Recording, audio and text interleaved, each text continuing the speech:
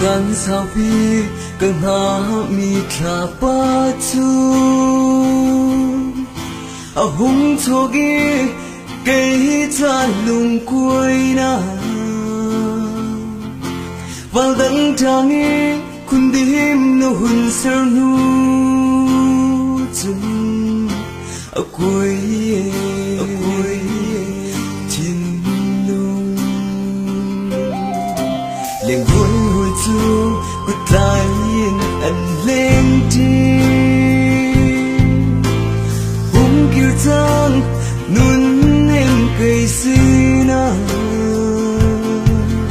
căn lắm thiếu tôn chiều ní nấu khâu khuyên lâu cái tuổi đôi mình vẫn đi lên ở xuôi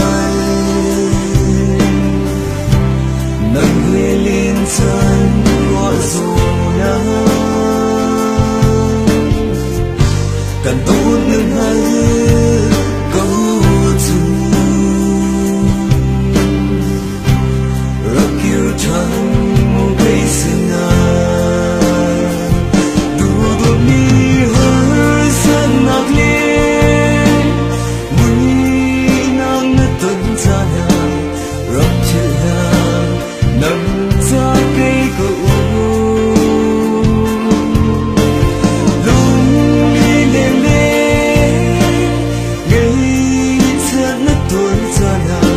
nâng lòng xin lại đâu can tua pi bên na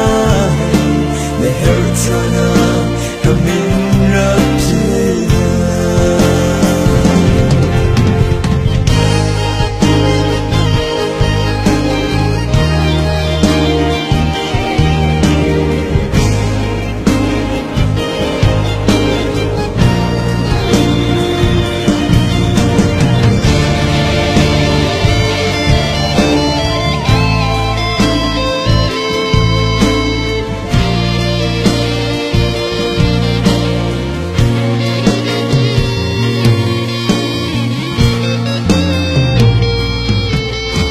nâng lên chân cây cha lùng lốm chân giang điệu cha na nâng chu cờ tha ra ngày chết cha na cây chín niềm khâu tu nâng sự hân lô nè liêm chân lung đi lên rồi nâng hê lên chân của dù nắng càng tốt nâng hơi câu chung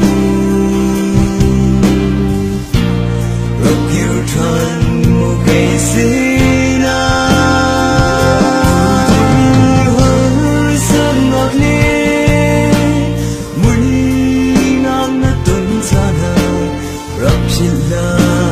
nâng